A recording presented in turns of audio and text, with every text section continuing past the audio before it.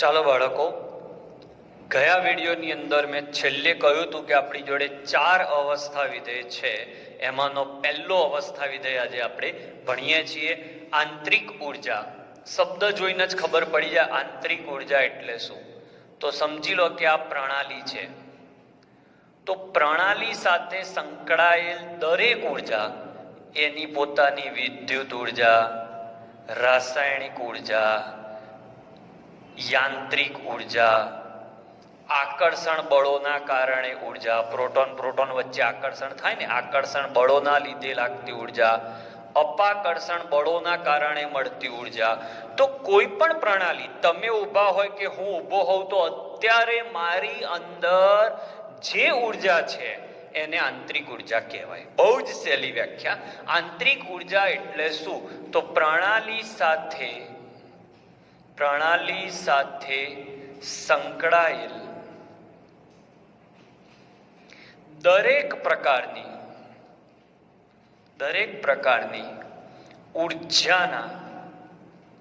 ઉર્જાના સરવાળાને, પ્રણાલી સાથે સંકળાયેલા દરેક પ્રકારની ઉર્જાના સરવાળાને આંતરિક ઉર્જા કહે છે.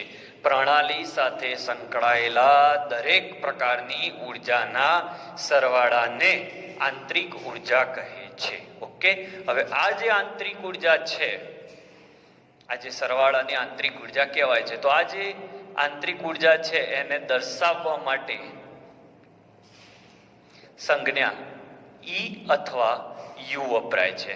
ઉર્જા છે એટલે ઉર્જાનો એકમ શું હોય? તો કિલોજૂલ પ્રતિ મોલ અથવા કેલરી પ્રતિ મોલ. ઓકે, આ એનો એકમ છે. આંતરિક ઉર્જા એ કેવો ગુણ છે? તો અવસ્થા વિધેય છે. આંતરિક ઉર્જા એ માત્રાત્મક ગુણ છે. માત્રાત્મક ગુણ શું છે એ પછી પાછળ આવશે. બહુ સહેલી વ્યાખ્યા છે, પદાર્થના જથ્થા પર આધાર રાખે એને માત્રાત્મક ગુણ કહેવાય. પાછળ આવશે, બહુ સહેલી વ્યાખ્યા છે. ઓકે બાળકો, આંતરિક ઉર્જા, તમે ઊભા છો કે હું છું, દુનિયાનો કોઈ પણ પદાર્થ, નાનામાં નાનો પદાર્થ હોય જેને પોતાનું દ્રવ્ય છે એની સાથે ઉર્જા હોય જ. એ દ્રવ્યના કારણે પણ આની અંદર ઉર્જા હોય. એટલે મેં એક જ શબ્દમાં પૂરું કર્યું. પ્રણાલી સાથે સંકળાયેલી દરેક પ્રકારની ઉર્જાના સરવાળાને આંતરિક ઉર્જા કહે છે. એને દર્શાવવા E અથવા U, આપણી બુકમાં U વપરાય છે અને કદાચ નીટ જીની અંદર E પણ આપે, પણ અર્થ એક જ થાય. એકમ આપણે લઈ લીધો. હવે પોઈન્ટ એ આવે કે કોઈ પદાર્થ અહીંયા છે, એની આંતરિક ઉર્જા U1 છે ધારી લો. તો U1 માંથી U2 કરવી હોય એટલે આની આંતરિક ઉર્જા વધારવી હોય કે ઘટાડવી હોય, તો શું એ શક્ય છે? આંતરિક ઉર્જા વધારવી હોય કે ઘટાડવી હોય તો શું એ શક્ય છે? તો U1 માંથી U2 આંતરિક ઉર્જા વધારવી કે ઘટાડવી હોય તો શું આ શક્ય છે? તો હા. તો આંતરિક ઉર્જામાં બે રીતે ફેરફાર થાય. આંતરિક ઉર્જામાં ફેરફાર બે રીતે થાય. તમે સમજો કે અત્યારે હું લેક્ચર લઉં છું, તો લેક્ચર લેતા પહેલા મારી ઉર્જા 500 કિલોજૂલ હોય. કદાચ 15, 20, 25 મિનિટનો લેક્ચર લઉં તો લેક્ચર લીધા પછી મારી ઉર્જા ઘટી ગઈ હોય.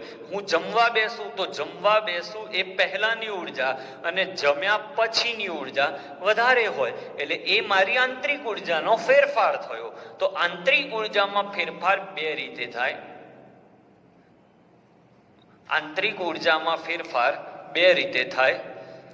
એક ઉષ્મા દ્વારા, ઉષ્મા જેને ઇંગ્લિશમાં આપણે બાળકો હીટ કહેતા હોઈએ છીએ, અને કાર્ય દ્વારા જેને ઇંગ્લિશમાં વર્ક કહેતા હોઈએ છીએ.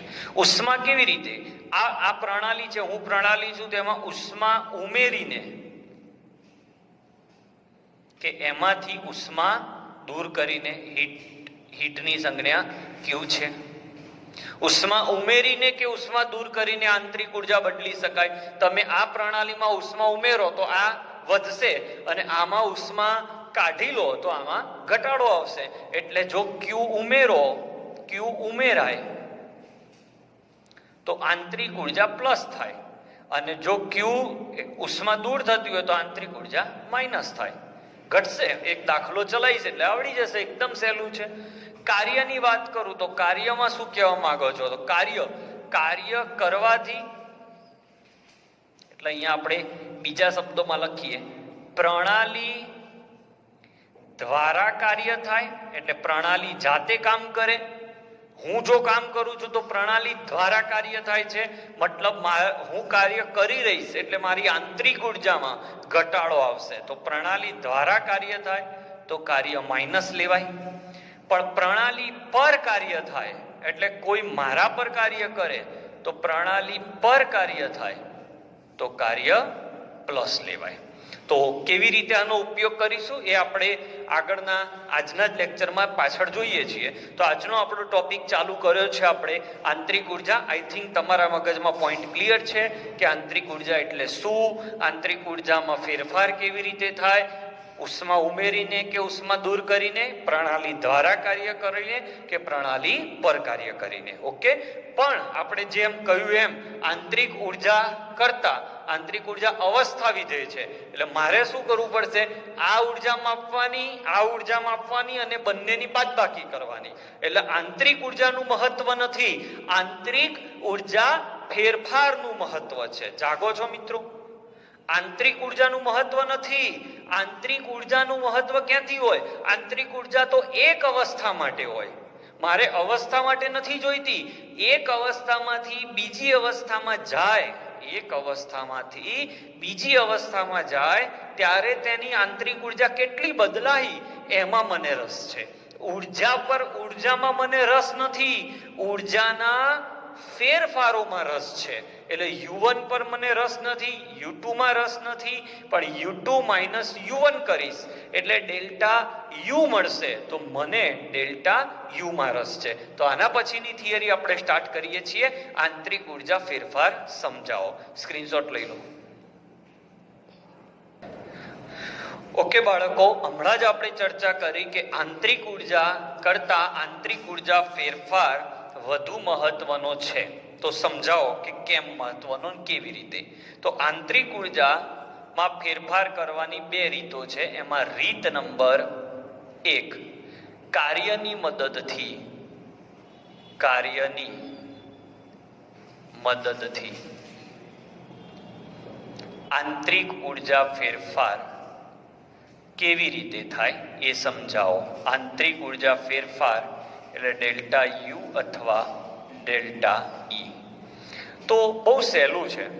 હવે કાર્યની મદદથી સમજવું છે તો કાર્યની મદદથી સમજવા માટે ઉષ્મા મારે શું કરી દેવી પડે? અચળ રાખવી પડે.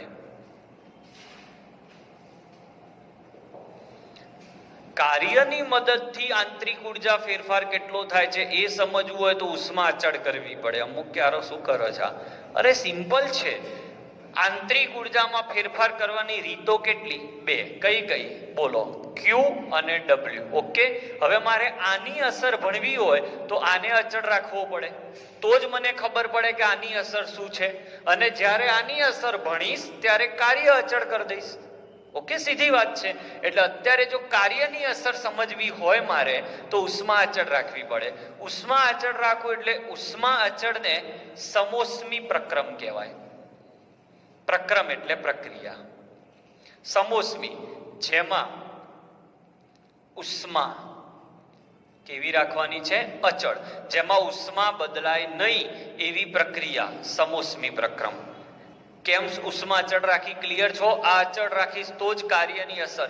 અને ઉષ્મા અચળ રાખવા માટે મારે કઈ પ્રણાલી લેવી પડશે?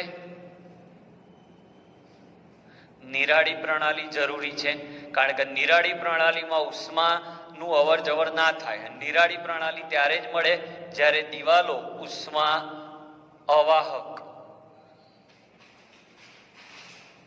દિવાલો હોય. ચલો, આટલી કન્ડિશન ક્લિયર. કાર્યની મદદથી આંતરિક ઉર્જા ફેરફાર સમજવો હોય તો કાર્યની મદદથી આંતરિક ઉર્જા ફેરફાર સમજવા માટે Q ને મેં અચળ કરી દીધો. એટલે મને જે પણ ચેન્જીસ મળે કાર્યના લીધે મળે. તો કાર્યની મદદથી ડેલ્ટા U સમજવો છે તો Q અચળ રાખવો પડે. સમોષ્મી પ્રક્રમ કહેવાય Q અચળ રાખો એને, જેમાં ઉષ્મા અચળ થાય. નિરાળી પ્રણાલી જરૂરી છે એટલે ઉષ્માની અવર જવર ના થાય.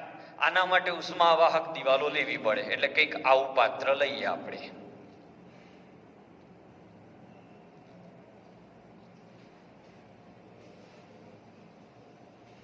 આવાહક દિવાલો છે અને આમાં કોઈ પ્રણાલી પડી છે. ઓકે, હવે કાર્યની મદદથી મેં ટોપિક ચાલુ કરી દીધું કે ભાઈ કાર્યની મદદથી આંતરિક ઉર્જા ફેરફાર સમજવો હોય તો ઉષ્મા અચળ કરી દો, અને ઉષ્મા અચળ કરવા માટે આટલી ગોઠવણ કરવી પડે. હવે કાર્યની મદદથી સ્ટાર્ટ કરું તો કેસ 1 યાંત્રિક કાર્યની મદદથી સમજો. યાંત્રિક કાર્ય એટલે શું? તો ધારો કે આપણે પાણી ભરેલું પાત્ર લઈએ. ઓકે, આનું ટેમ્પરેચર અત્યારે T1 છે. ચલો TA લઈ લઉં. આની આંતરિક ઉર્જા UA છે. હવે આની અંદર હું બાર પેડલ રાખું અને અંદર ટર્બાઇન રાખું અને અહીંયા પેડલ ફેરવું. તો પેડલ ફેરવું છું એટલે ટર્બાઇન ફરશે. ટર્બાઇન ફરશે એટલે પાણીના અણુઓની ગતિ વધશે. પાણીના અણુઓની ગતિ વધશે એટલે ટેમ્પરેચર વધશે. ટેમ્પરેચર વધશે એટલે આંતરિક ઉર્જા વધશે. એટલે પેડલ ફેરવવાથી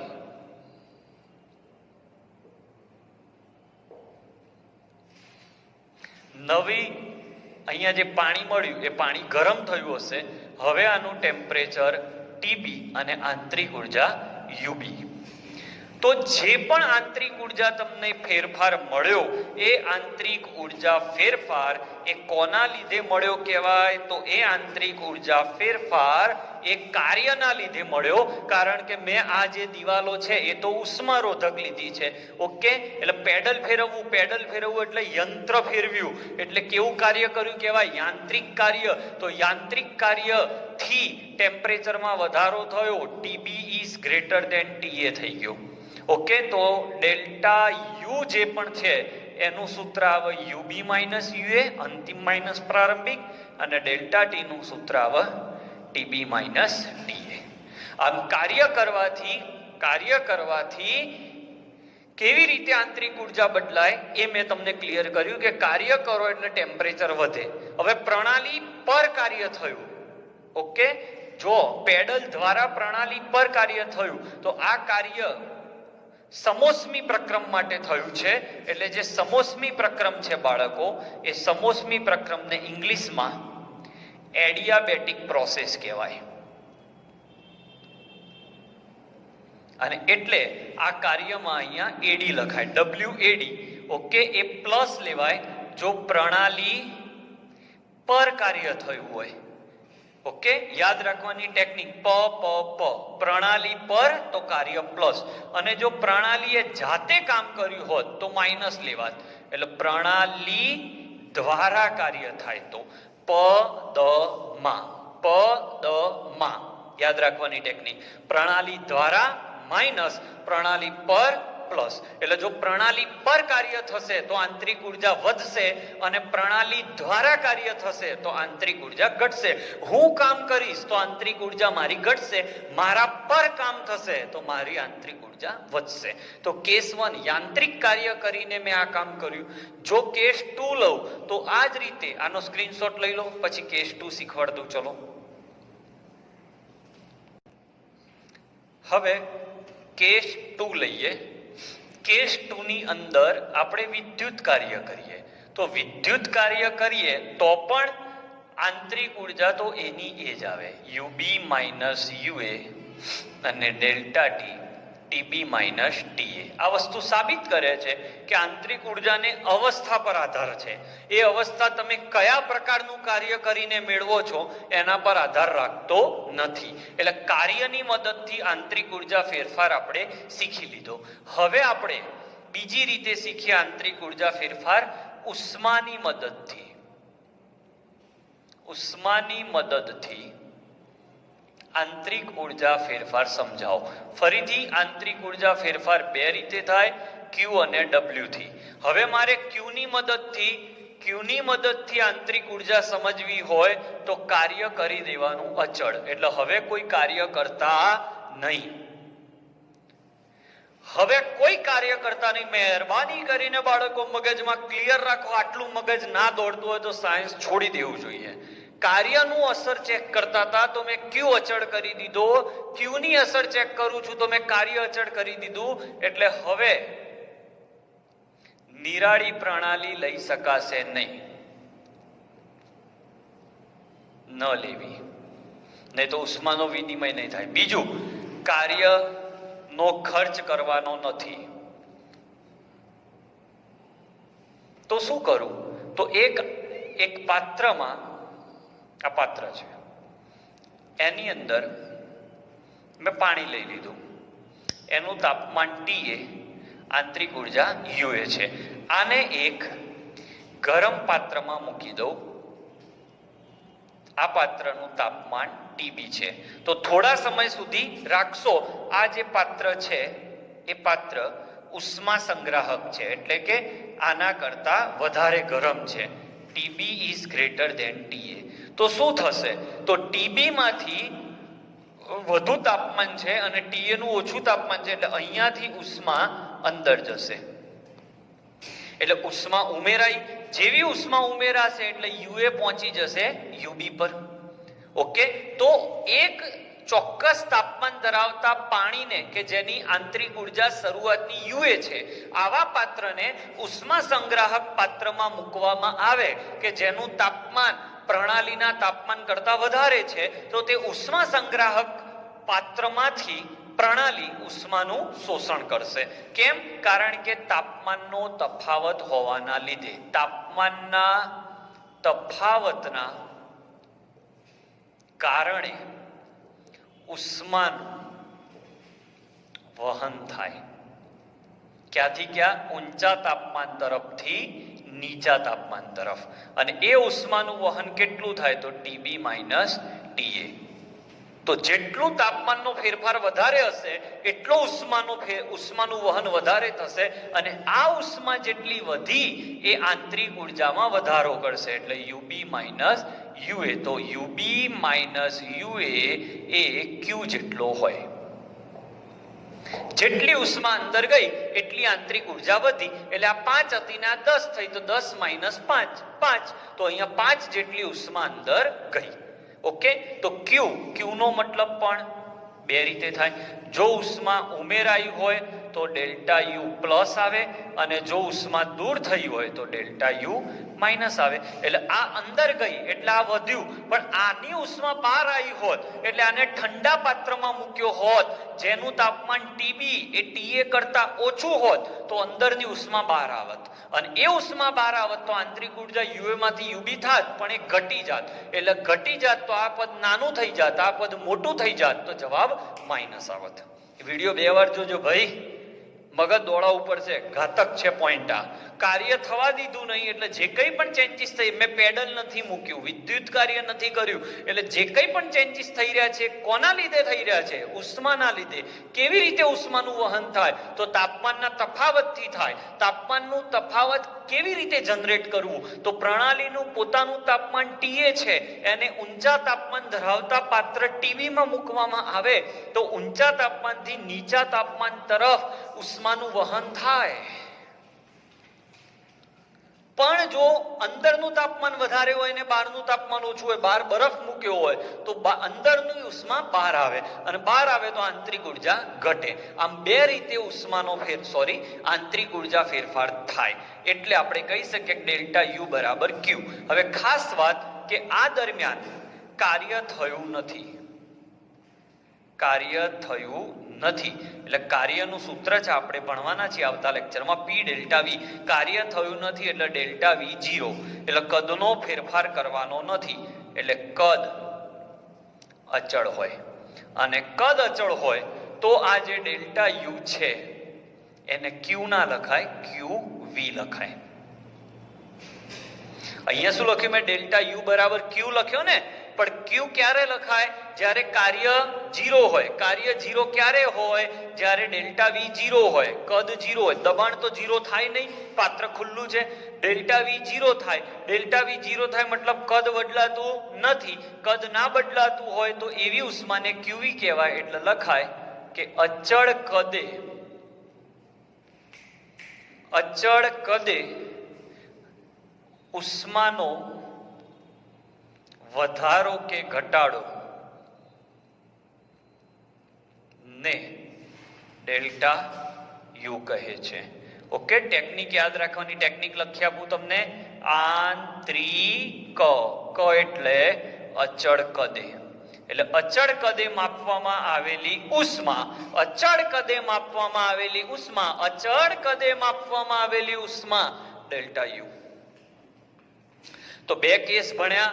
કાર્ય બદલવાથી આંતરિક ઉર્જા કેવી રીતે બદલાય, ઉષ્મા બદલવાથી આંતરિક ઉર્જા કેવી રીતે બદલાય. હવે બંને બદલવાથી આંતરિક ઉર્જા કેવી રીતે બદલાય એ શીખી લઈએ. 2 મિનિટ આપો, સ્ક્રીનશોટ લઈ લો.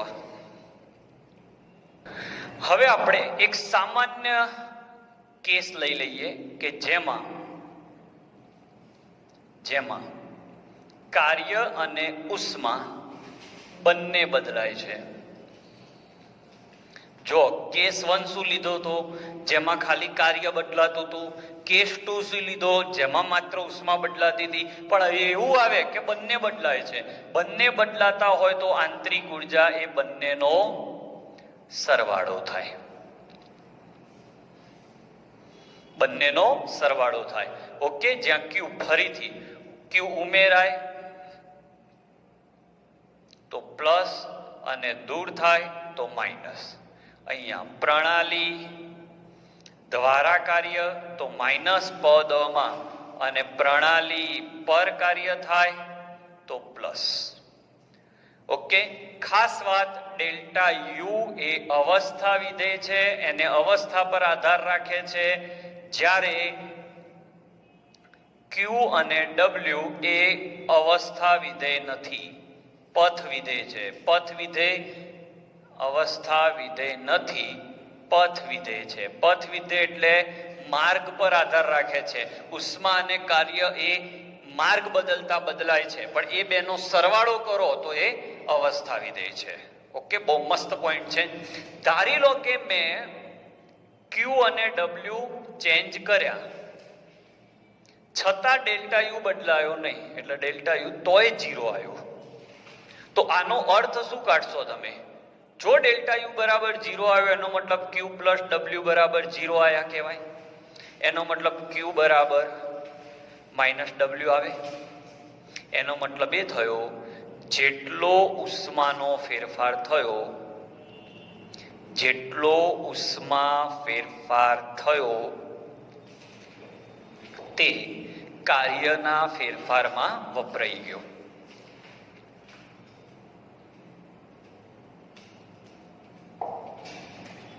જેટલો ઉષ્મા ફેરફાર થયો એ કાર્યના ફેરફારમાં વપરાઈ ગયો. મતલબ તમે 500 જૂલ ઉર્જા આપી, પેલા 500 જૂલ કાર્ય કરી નાખ્યું, એટલે આ બાજુથી એડ થઈને પેલી બાજુથી નીકળી ગઈ, એટલે ડેલ્ટા યુ 0 થઈ ગયો. સમજાય છે? એટલે ઉષ્મા અને કાર્યની મદદથી આ રીતે સમજી શકાય. ઇન શોર્ટ, આપણે જો નિરાળી પ્રણાલી લઈએ તો તે નિરાળી પ્રણાલીમાં જો તમે કોઈ જ કાર્ય ના કરો તો ઉર્જા સંચયનો નિયમ આવે. ઉર્જા સંચય થાય એટલે ના ઉર્જામાં વધારો થાય, કુલ ઉર્જાનો જથ્થો અચળ રહે. આ સાંભળેલું છે. આ 2 પોઈન્ટનું કોઈ મહત્વ નથી.